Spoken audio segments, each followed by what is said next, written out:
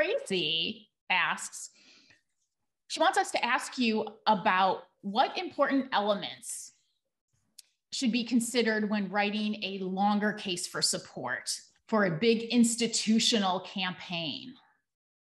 I got to tell you, the first thing when we get a new client inquiry, the first thing we talk to them about, particularly institutions, is their approval process. So we're not talking about anything else at that point. We're talking about who gets to say yes, who gets to say no, and when do they get to do that. And if it is a big institution, I've worked with universities and hospitals, big hospital systems, that if that isn't figured out, that's where you're going to land in trouble. So we have some guidelines. I mean, they're not rules exactly, but they're definitely guidelines. One is there's the schedule, and that schedule, if anything doesn't get done on time, that schedule, particularly the delivery dates, move automatically. I mean, we memo people, will memo the institution on it, but yeah, we've moved those dates. It will not be in your hands on May 30th. It's now going to be June 30th. And we talked to them about the realities of trying to get a case created.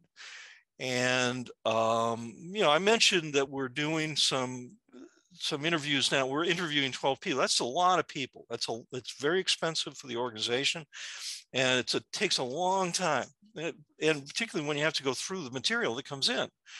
And why are we doing that? Because if somebody wasn't asked, they might raise hell. That's all. That's the only reason.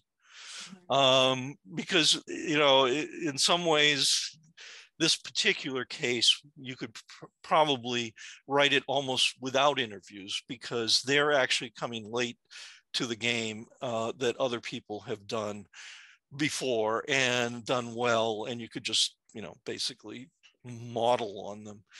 But if you didn't talk to, whoever, and I got to tell you, I hate working with universities. That is the least fun of all the clients, only because of the politics. The politics inside are insane. Everybody gets a vote. It's that, that whole,